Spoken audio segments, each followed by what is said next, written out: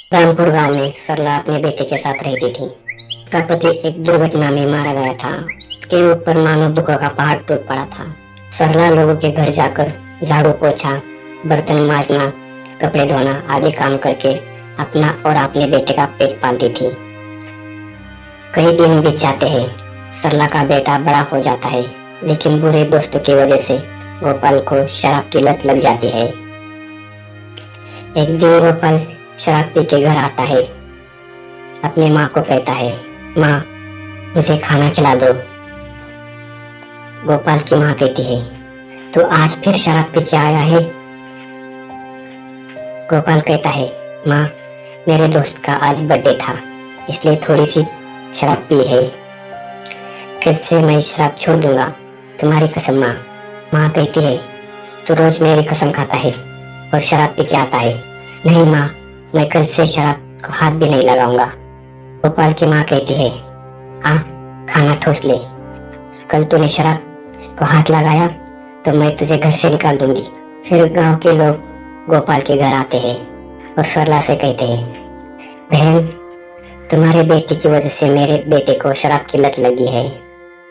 फिर दूसरा आदमी कहता है, सरला बहन तुम्हारा बेटा शराब पी के मेरी बेटी को छेड़ रहा था। गोपाल की माँ गोपाल को कहती है, गोपाल ये मैं क्या सुन रही हूँ? गोपाल डरते हुए कहता है, क्या क्या क्या क्या हुआ माँ? गोपाल की माँ गोपाल को बहुत पीटती है, लोगों से माफी मांगती है। लोग कहते हैं, सरला बहन हम तुम्हारी वजह से चुप है। ऐसा कहकर लोग चले जाते हैं। फिर दूसरे दिन सरला काम करके घर जा रही थी तो एक जमींदार सरला बहन को कहता है, सरला बहन अब तुम्हारी तबीयत कैसी है? सरला कहती है, सेठ जी मेरी तबीयत को क्या हुआ है, मैं तो अच्छी भली हूँ। तुम्हारे बेटे ने मुझसे 50,000 लिए हैं। ये कह के मेरी माँ बीमार है, उसको ठीक करने के लिए डॉक्टर ने 50,000 मांगे हैं। अब बोलो कब मेरे 50,000 दोगी? सेठ जी मेरे पास इतने पैसे नहीं है। ठीक है सरला बहन, तुम अपना घर मुझे बेच दो, नहीं तो मेरे 50,000 मुझे कल लौटा दो। कहकर जमींदार साहब चले जाते हैं।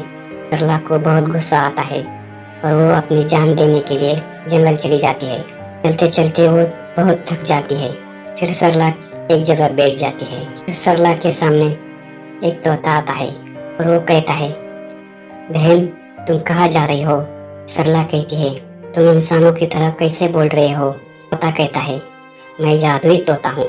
बहन तुम किधर जा रही हो? कहती है, जान देने जा रही हूँ।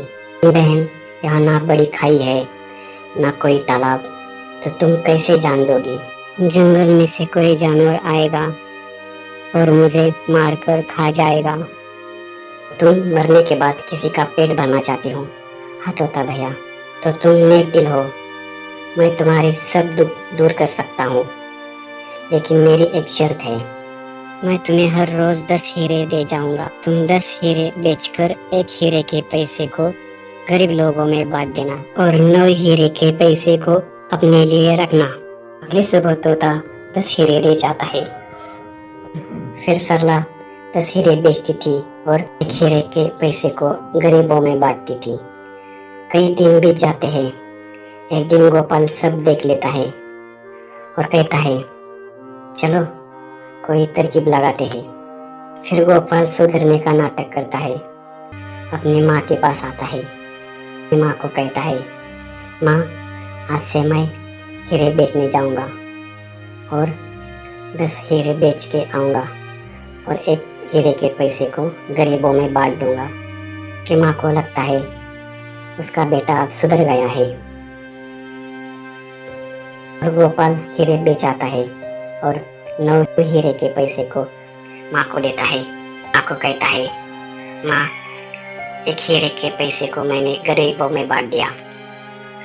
सरला खुश हो जाती है, लेकिन गोपाल एक हीरे के पैसे से शराब पीता अपने दोस्तों को पार्टी देता था। फिर तोता सरला को 8 हीरे दे जाता है, कुछ नहीं कहता और उड़ जाता है। तोता हर रोज 2-2 हीरे कम दे जाता था। भैया मुझसे कुछ चूक भूल हुई है क्या? नहीं सरला बहन, तुमसे कोई चूक भूल नहीं हुई है, बल्कि तुम्हारा बेटा एक हीरे के पैसे को गरीबों में न बांटकर उस पैसे से अपने दोस्तों को शराब पिलाता है, पार्टी करता है। फिर सरला अपने बेटे को बुलाती है और बहुत पीटती है और घर से निकाल देती है। सरला बहुत रोने लगती है। फिर तोता कहता है, सरला बहन तुम मत रो, सब ठीक हो जाएगा। फिर गोपाल जंगल चला जाता है तो तोते को ढूंढता है। एक जगह तोता दिखाई देता है। वो तोता से कहता है, मुझे बहुत अमीर बना दो तो मैं तुम्हें मार डालूंगा। तोता कहता है, तुम्हें बहुत अमीर बना दूंगा, लेकिन मेरी एक शर्त है। गोपाल कहता है, क्या शर्त है तुम्हारी? तोता कहता है, अगर तुम मुझे 50,000 कमा के दिखाओगे कि यह पैसे किसी की चोरी करके नहीं लाना, किसी दोस्त को उधार मत मांगना, ये पैसे मेहनत मजदूरी करके लाना, तो मैं तुम्हें बहुत अमीर बना दूंगा। गोपाल कहता है, ठीक है। ऐसा कहकर गोपाल मेहनत मजदूरी का काम करता है। गोपाल की माँ गोपाल को काम करते हुए देखकर बहुत खुश हो जाती है। दिन 50,000 जमा हो जाते हैं और गोपाल जंगल चला जाता है और तोते से कहता है, ये तोता भैया मेरे पास 50,000 जमा हो गए हैं, अब मुझे अमीर बना दो। फिर तोता कहता है, गोपाल अब जाओ, इस पैसे को अपने दोस्तों के साथ पार्टी करो, शराब पियो। फिर गोपाल कहता है, तोता भैया ये तुम क्या कह रहे हो?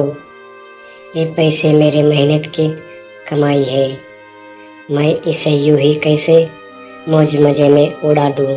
फिर तोता कहता है, तुम जिस पैसे से शराब पीते थे, पार्टी करते थे, वह पैसे किसी की मेहनत की कमाई थी।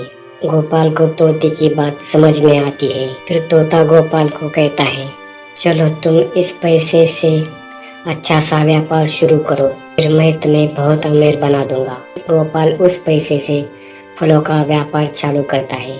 उस व्यापार में गोपाल को बहुत फायदा होता है। फिर गोपाल और गोपाल की माँ तोते के पास जाती है और कहते हैं, तोता भैया मेरे पास बहुत पैसे जमा हो गए हैं, तुम्हारा बहुत बहुत धन्यवाद। तोता कहता है, अब मैं तुम्हें अमीर बना दूंगा। गोपाल कहता है, नहीं नहीं तोता भैया, अब मुझे अच्छा सबक मिला है। अपने मेहनत के पैसे से अमीर बनने में हमें पैसे की कीमत का पता चलता है। फिर तोता कहता है, चलो सरला बहन अब मैं चलता हूँ। सरला बहन कहती है, तोता भैया अब कहाँ जा रहे हो? तोता कहता है, अब दूसरी माँ के बेटे को सुधारने जा रहा हूँ। शीतल अपने बेटे और अपनी सास के साथ रहती थी। उसके पति की मौत लंबी बीमारी के कारण हुई थी। पति को बचाने के लिए शीतल ने अपना घर एक जमींदार के पास गिरवी रखा था। एक साल खत्म होने आया था। शीतल किराने के दुकान में काम करती थी। एक दिन बहुत बारिश होती है। शीतल को काम पर जाने के लिए देरी हो जाती है। तभी शीतल का मालिक कहता है, शीतल अब तुम घर जाओ, नहीं तो मेरा सब सामान भिगा दोगी। आज मैं तुम्हारी एक दिन की तनख्वाह भी कट कर लूंगा। शीतल दुखी होकर घर जाती है। तभी जमींदार साहब घर पहुंच जाते हैं और शीतल को और उसकी माँ को और शीतल के बेटे को घर से बाहर निकाल देता है। फिर शीतल और उसकी माँ और उसका बेटा जंगल चले जाते हैं। तभी वो एक पेड़ के नीचे बैठते हैं। तभी शीतल का बेटा कहता है, माँ मुझे बहुत भूख लगी है। शीतल कहती है, बेटा अब मैं कहाँ से खाना लाऊं? फिर शीतल कहती है, आप दोनों यहाँ रुक जाओ, मैं कुछ देखती हूँ। फिर शीतल जंगल के अंदर जाती है, बहुत ढूंढती है कोई फल मिले। फिर शीतल रोती हुई एक तालाब के पास जाकर बैठ जाती है। तभी तालाब में से एक देवी माँ बाहर आती है और शीतल को रोने का कारण पूछती है। फिर शीतल अपनी पूरी कहानी देवी माँ को बताती है।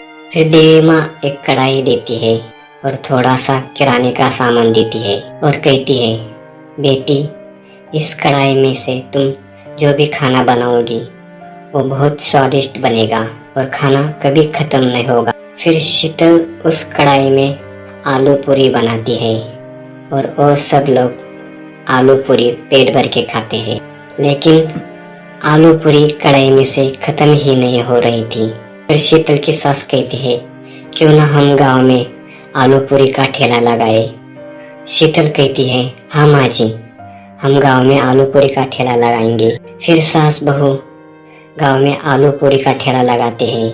उनकी आलू पूरी टेस्टी होने के कारण बहुत बिकती है। एक सेठ उनकी आलू पूरी खाने आता है और वो आलू पूरी खा के बहुत खुश हो जाता है। तब से वो शीतल और शीतल की सास के लिए आलू पूरी के ऑर्डर पे ऑर्डर लाता है। शीतल के दिन बदल जाते हैं। शीतल अपना पुराना घर जमींदार से वापस लेती है और चिंटू को अच्छे स्कूल में दाखला दिलाती है। फिर एक दिन देवी माँ एक भिखारन का रूप लेके शीतल के होटल आती है और कहती है, बेटी कुछ खाने को दे दो, बहुत भूख लगी है। वेटर भिखारन को भगाने लगता है, लेकिन शीतल भिखारन के पास जाती है और भिखारन से कहती है, आइए माँ जी, मैं तुम्हें आलू पूरी खिलाती हूँ। फिर भिखारन आलू पूरी खाती है और अपने असली रूप में आती है और कहती है, बेटी मैंने तुम्हें कढ़ाई देके कोई गलती नहीं की है, तुम एक नेक दिल हो, तुम्हारे होटल में से कोई गरीब भूखा नहीं जाएगा, तुम्हारा भला हो। यह कहकर देवी माँ अदृश्य हो जाती है।